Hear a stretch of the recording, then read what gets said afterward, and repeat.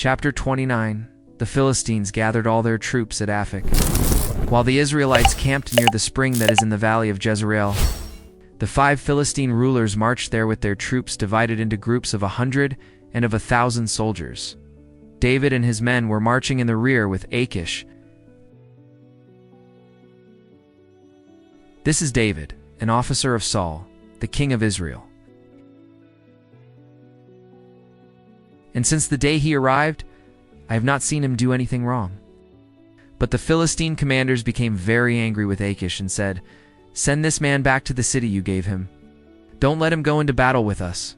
He might turn against us during the fight, for the best way for him to win back the favor of his master would be to kill our men." Besides, this is David, about whom the women sang while they danced. Then Achish called David and said, "I swear by the Lord, the living God, that you have been faithful to me, and I would be very glad if you fought at my side in this battle. But the other rulers do not like you. Therefore go back home in peace and do nothing that might displease these rulers. What have I done wrong? You have found no fault in me since the day I started working for you. So why can't I go with you, who are my master and my king, to fight against your enemies? I know that, and I consider you as faithful as an angel of God. But the commanders said that you cannot go to battle with us. So, tomorrow morning, you and the others who left Saul and came over to my side, get up early and leave as soon as it gets light." So the next day, David and his men got up at dawn to return to Philistia. The Philistines went up to Jezreel. Chapter 32. Days later, David and his men arrived in Ziklag, their city. While he had been away, the Amalekites had invaded the southern part of the land of Judah and attacked Ziklag. They burned the city and captured all the women. They didn't kill anyone, but went away taking everyone as prisoners. When David and his men arrived, they saw that the city had been burned and that their wives, their sons, and their daughters had been taken away. Then David and his men began to weep, and they cried until they had no more strength. David's 2 wives, Ahinoam of Jezreel and Abigail, widow of Nabal from the city of Carmel, had also been taken. David was then in a very difficult situation, because his men were so bitter over the loss of their sons that they talked about stoning him. But the Lord his God gave him courage, and he said to the priest Abiathar, son of Ahimelech, "Bring the priestly garment here, so we can consult God." And Abiathar brought it. Then David asked God, "The Lord, should I go after these invaders? Will I catch them?" God answered, "Go after them, you will catch them, and set the prisoners free." So David and his 600 men left, and when they arrived at the Besser ravine, some of them stayed there. David continued his way with 400 men. The other 200 were too tired to cross the ravine and stayed behind. David's men found an Egyptian boy in the field and brought him to David. They gave the boy food, water, dried figs, and 2 clusters of raisins. He had gone 3 days and 3 nights without eating or drinking, but after eating, his strength returned. Then David asked, "Who is your master? Where are you from?" "I am Egyptian, and I am a slave of an Amalekite. My master left me here 3 days ago because I got sick. We invaded the land of the Cherethites, the southern region of Judah, the territory of the clan of Caleb, and we burned the city of Ziklag. Can you take me to where the Amalekites are?" "Yes, if you promise me in the name of God that you 1. Kill me or hand me over to my master." Then he led David. The Amalekites were scattered all over the area, eating, drinking, celebrating, because of the great amount of things they had taken from the land of the Philistines and from the land of Judah. The next day, dawn, David attacked them and fought until night. None of them escaped, except for 400 young men who rode camels and fled.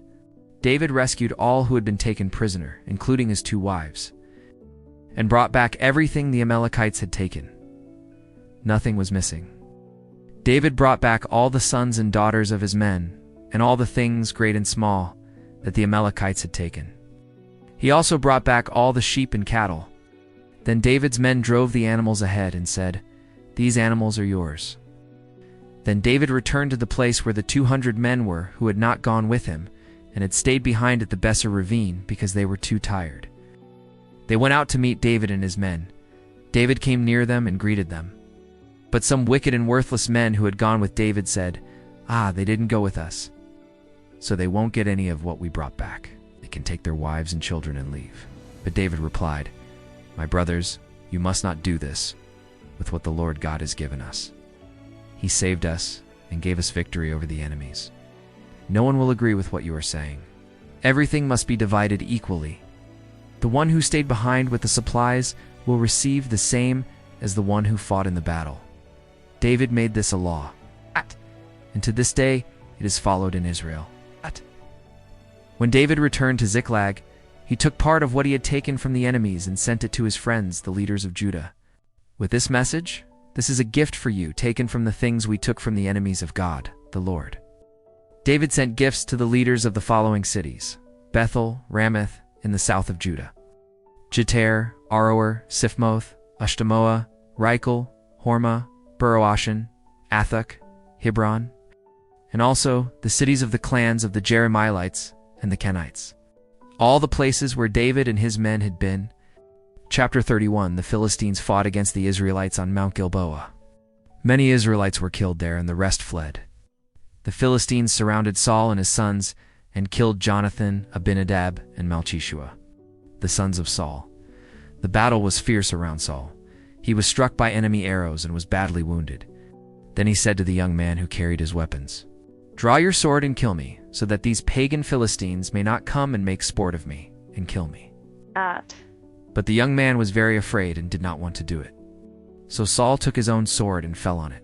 When the young man saw that Saul was dead, he also fell on his own sword and died with him.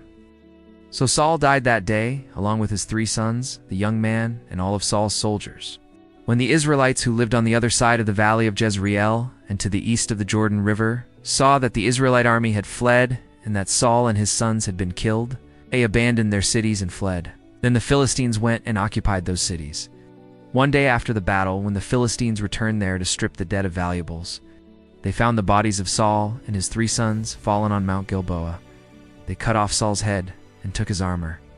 Then they sent messengers with them to their land to bring good news to their idols and to the people. They placed Saul's weapons in the temple of the goddess Ashtoreth and nailed his body to the wall of the city of Bethshan. When the people of Jabesh in the region of Gilead heard what the Philistines had done to Saul, their bravest men set out and marched all night until they reached Bethshan.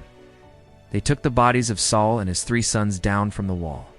They brought them back to Jabesh, and there they burned them. Then they took the bones and buried them in the city under a tamarisk tree, and they fasted for 7 days.